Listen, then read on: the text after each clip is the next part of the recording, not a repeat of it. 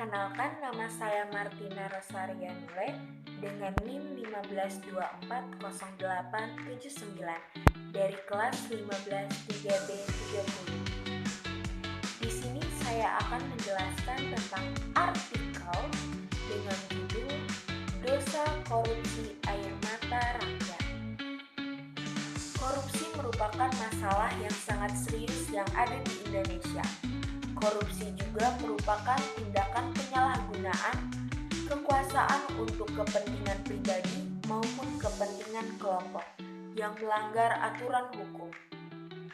Tindakan korupsi membuat hilangnya rasa kepercayaan masyarakat dan pelanggaran moral.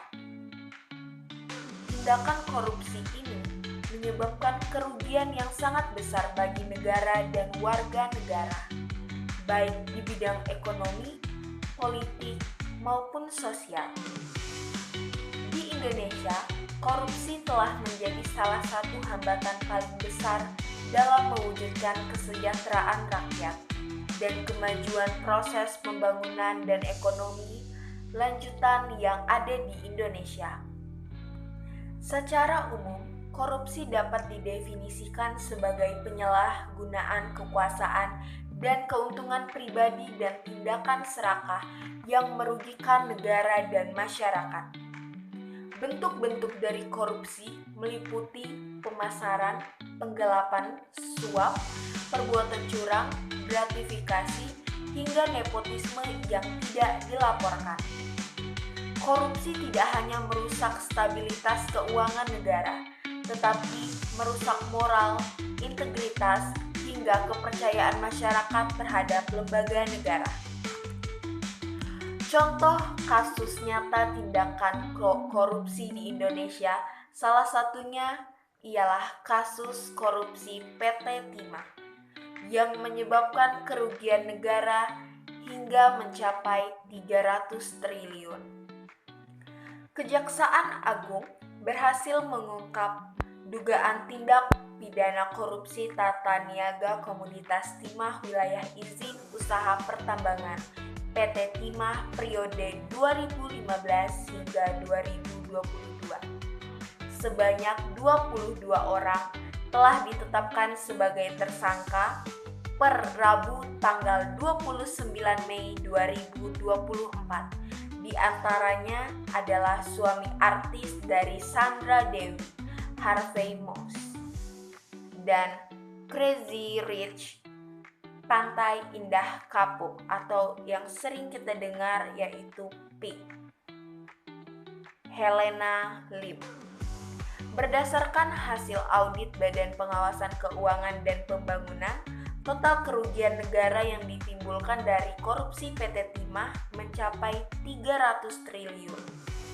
Nilai tersebut berasal dari berbagai aspek yang mempunyai kalkulasinya masing-masing. Apa saja sih dampak dari korupsi? Nah, korupsi tidak hanya merugikan secara finansial, tetapi juga menyebabkan kerusakan sistematik di berbagai bidang kehidupan. Dampaknya dapat diklasifikasikan menjadi beberapa bagian, yaitu dampak terhadap negara. Yang pertama, kerugian ekonomi.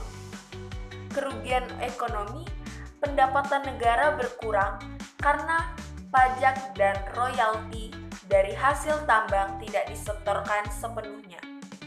Setelah itu, pembangunan nasional terhambat sebab dana yang seharusnya untuk infrastruktur dan kesejahteraan rakyat digunakan untuk memperkaya individu. Yang kedua, adanya rusaknya tata kelola pemerintah. Pejabat atau aparat yang terlibat korupsi menurunkan kepercayaan publik terhadap pemerintah. Setelah itu, hukum menjadi lemah karena penegakan kasus korupsi tambang sering dihambat oleh pihak yang berkuasa. Yang kedua, dampak terhadap masyarakat yang mengakibatkan kerusakan lingkungan. Penambangan yang tidak terkendali menyebabkan hutan menjadi rusak, sehingga mengakibatkan tanah longsor dan pencemaran air. Setelah itu, dampak ekonomi dan sosial. Masyarakat kecil tidak mendapatkan manfaat dari hasil tambang karena keuntungan yang dinikmati segelintir orang. Lapangan kerja tidak stabil karena banyak tambang ilegal yang tidak memberikan jaminan pekerjaan. Selanjutnya ada ketidakadilan sosial. Rakyat kecil sering dijadikan korban hukum, sementara pelaku besar korupsi tambang sering lolos. Ketimbangan ekonomi meningkat antara masyarakat biasa dan para pengusaha tambang yang dilindungi pejabat korup. Untuk menanggulangi kasus korupsi tambang timah senilai 300 triliun yang telah menyebabkan kerugian besar bagi negara dan masyarakat, pemerintah harus menegakkan hukum secara tegas dan terbuka kepada siapapun yang terlibat tanpa pengecualian. Sistem perizinan tambang perlu dibenahi menjadi lebih transparan dan berbasis teknologi digital agar mudah untuk diawasi serta tidak disalahgunakan. Pengawasan terhadap kegiatan pertambangan juga harus diperketat supaya pabrik ilegal bisa dicegah secara dini. Selain itu, pengolahan lingkungan wajib dilakukan dengan penuh tanggung jawab melalui reklamasi dan pemulihan lahan yang rusak akibat aktivitas tambang.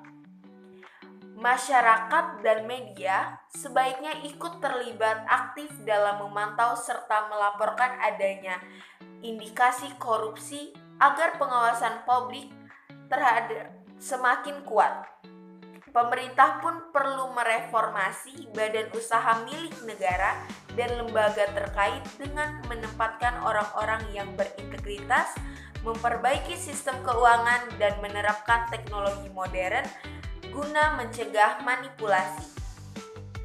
Dengan langkah-langkah tersebut, diharapkan tindak korupsi ini di sektor pertambangan dapat diminimalkan, lingkungan kembali menjadi pulih, dan hasil kekayaan alam dapat benar-benar dinikmati oleh rakyat serta mendukung pembangunan yang berkelanjutan.